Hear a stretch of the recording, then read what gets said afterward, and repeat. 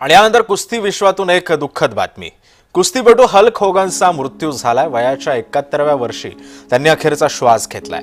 हल्कला हृदयविकाराचा झटका आला आणि त्यातच त्यांची प्राणज्योत जी आहे ती माळवलेली आहे. दरम्यान हल्क होगनची नेमकी कारकीर्द कशी होती पाहूयात ग्राफिक्सच्या माध्यमातून. हल्कचा जन्म 11 ऑगस्ट 1953 ला जॉर्जियामध्ये झाला. हल्कचं मूळ नाव टेरी जीन बोलेया.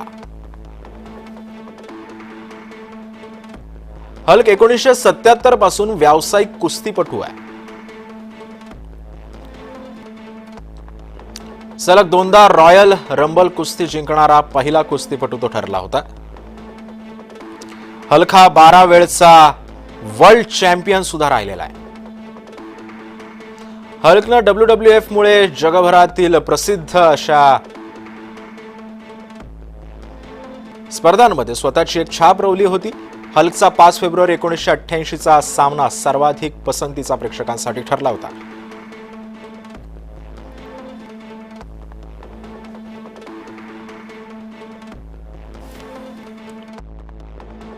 TRP रेकॉर्ड हा अद्यापही कायम आहे.